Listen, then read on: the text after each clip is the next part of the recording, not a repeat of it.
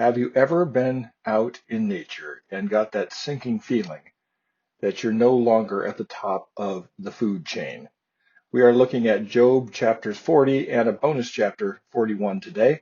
They're both about the same thing. And I remember camping in the Wind River Range in Wyoming, backpacking way beyond any roads back when I was a older teenager. And I remember a bear coming into our camp, and we were in little two-person tents, and I heard the bear out there shuffling around, and I thought, oh, wow, this is not good.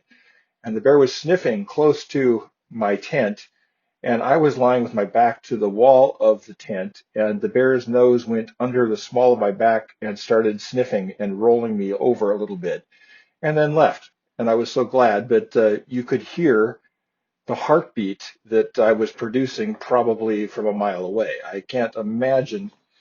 There's nothing I could have done had the bear wanted to attack. And this was the part of Wyoming where they send the bad bears from Yellowstone. So I was thinking, oh, wow, this is it. And I feel the same thing when I'm out in the water sometimes and I'm out in the lineup surfing and I realize that there are no fences to keep the sharks away from where I am. We don't have a place with a lot of sharks, but they have been known to show up and bite people's legs off, and that's no fun. And the truth is, we are not at the top of the food chain, and there's parts of nature that we cannot tame and should not tame. The folks in the Middle East several thousand years ago were the first to domesticate animals because in the Middle East you have three continents kind of crossing there and they had a lot of choice between different animals as to which ones they were going to domesticate. And we ended up with Old MacDonald's farm, sheep, goats, cows, cats, dogs, chickens, those kind of things. And those people who were able to domesticate animals eventually took over the world. And that's kind of how that worked. The missions in California are outposts of Old MacDonald's farm and the smelting of metal. And the domestication of animals really was a powerful tool for human beings. And the Bible was written during this time when animals were being domesticated.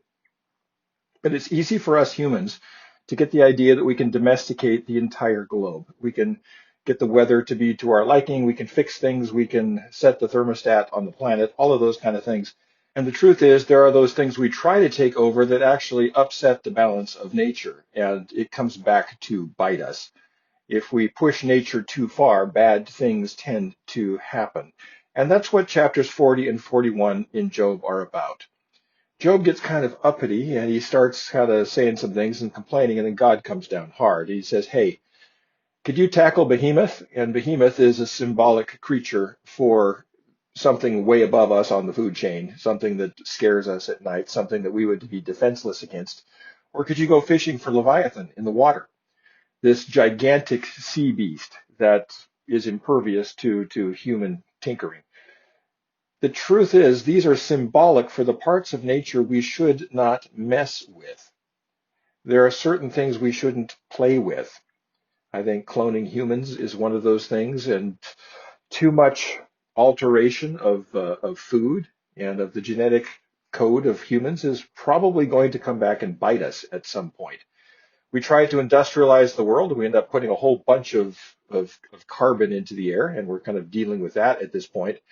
We can go too far with pushing nature. We can push farm animals too far to the point where we're being cruel to them, and they have nothing like their normal habitat around them. It's so important that we respect the boundaries of human incursion into nature because nature sustains us, creation sustains us. And God comes down hard on Job and says, hey, there are certain things you're never going to be able to domesticate. You can't domesticate a zebra. It looks just like a horse, but it's impossible. People have tried for centuries.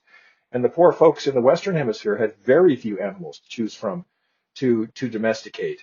The folks in the Middle East had a great advantage as they spread out from there, able to create protein in their diet and all kinds of other things that other societies weren't, which led to the smelting of metals and all kinds of stuff. So in any case, what I guess I'm saying is this. We are the crown of creation. We are made in the image of God. But we are not lords over the creation in the sense of being able to bend it to our will. And we can't bend God to our will either. We can't create life out of nothing as he did. We can't bring forth the universe out of nothing as he did. And to know our place, it's an exalted place as being made in the image of God, but it's also a limited place.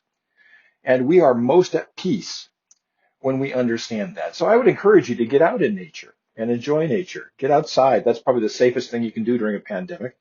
Get outside and enjoy being outdoors and find that balance with creation and partnership with creation that God intended for us from day one in the Garden of Eden. That's the good news for today, to know our place, and that will bring us peace. And I'll talk to you again tomorrow.